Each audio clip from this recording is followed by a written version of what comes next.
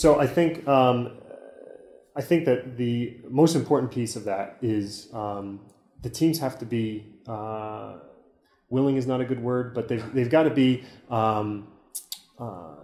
they've got a desire to have us involved in the process. Here's the thing: the ABL is it's not like the NBA in that ABL is right now it's composed of clubs, and you've got different clubs that choose to participate in the league. Okay, the NBA is different because that's a league that has franchises. And so those, they follow kind of a common purpose, and they're all part of the same unit. The ABL, as it's currently constructed, is a little bit more loose in terms of the way that the teams are associated with it. I think that there is some desire, both among the teams and among the league, to be more integrated. And because I think that that allows us to produce stronger teams, and it also allows us to produce a stronger league.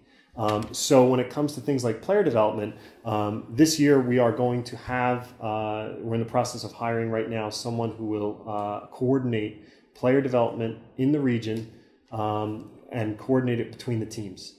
So they'll be going in with the teams, they'll be discussing with the teams what their needs are, helping them put together an action plan, and then providing, whether it be through funds or manpower or other ways to help them go out into their local communities and develop players. We're in the process of doing that. We're in the process of trying to make sure that all the teams have an opportunity to integrate themselves a little bit more closely with the league so that they can share with each other what they've found. I think that oftentimes the teams have not, or they just have, maybe it's because of lack of time, where they're not able to communicate. The Beermen do something really, really well. I don't know. Maybe they do something great when it comes to player development, but the Dragons don't even know that they do it. Well, let's see if we can create a method where the two teams can talk to one another, and enhanced by the league in order to make that communication possible. So it's a matter of kind of figuring out exactly how much the teams want us involved, and also making sure that as a league office, we stay with our eye on the prize, which is really the region side. Yeah. The bottom line is, because it's an international league, the teams know their area best.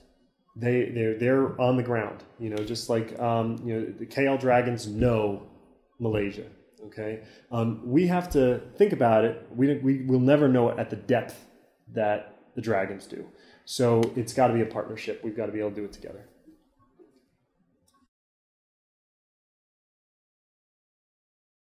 I think there's been a plan that's in the works, that was in the works before I started, that we are investigating how feasible it is to do a kind of an ABL junior, where you have young people that are organized by the home teams into kind of almost like tryouts, some kind of development group where they're able to kind of try out for a team, they can make a team, and then go on to competition, through the ABL or with our organization, so that you can almost have a Young Dragons or a Warrior Junior team, and maybe that's 16 and under or 15 and under or something like that. The details we're still kind of putting together the final parts of it.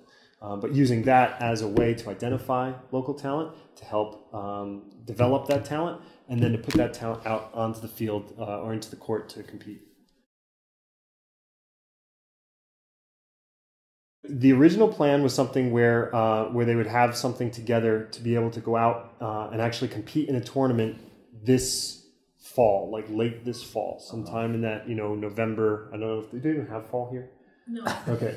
Sometime in early rainy season, right? Is that what it would be? Okay. So I apologize. So yeah, basically, around 2 months before where the season starts. So somewhere in that October, November-ish range. And obviously, this year? Yes. Okay.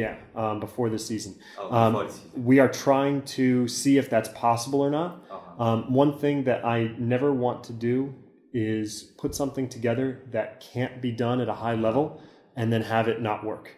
because that is dangerous. It just hurts. It ends up hurting your initiative rather than helping it. So we're investigating it, putting it together, and seeing if it's doable. If it is doable and the teams want to be involved in it, then I think we'll do it. If it's something where too many things have to go really, really well, and any small thing could make it go really poorly, then we've got to maybe examine it for the following off season, or maybe even during the season. There's nothing that precludes us from doing that except for everyone's time.